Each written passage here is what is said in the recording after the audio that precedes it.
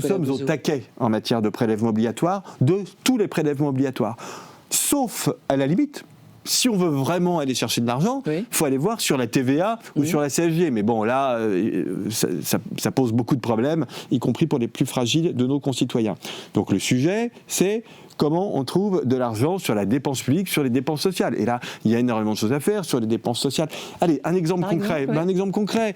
C'était dans le budget du gouvernement Barnier, d'ailleurs. Le ministre de la fonction publique à l'époque, qui s'appelle Guillaume Kasbarian, avait eu la bonne idée de dire il y a une explosion des arrêts maladie dans la fonction publique, on va mettre en place des jours de carence, comme dans le privé.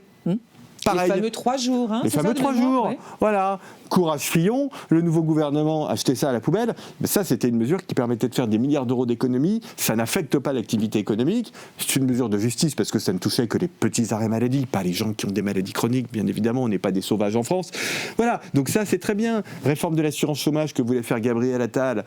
Pareil, ça permettait de faire quelques milliards d'euros d'économies. C'est passé à la trappe. Et puis, vous avez un autre sujet. Vous avez commencé à l'introduire, qui est passionnant, qui est comment on organise mieux notre État, comment on fait en sorte que dans tout un tas de ministères que je connais, le ministère de la Santé par exemple, où on a tout un tas de doublons, où tout ça est très mal organisé, le ministère de l'Écologie, je pourrais vraiment vous donner des exemples très concrets, comment on fait en sorte que ça fonctionne mieux, comment on supprime les doublons, comment on ne remplace pas les départs de gens qui doivent aller en retraite. Donc, je vais vous dire, tous ceux qui nous disent les économies en France, on ne peut pas en faire parce qu'on n'en trouve pas, c'est qu'on ne cherche pas. Si on cherche, on en trouve, y compris pour 40 milliards d'euros ou plus. La vérité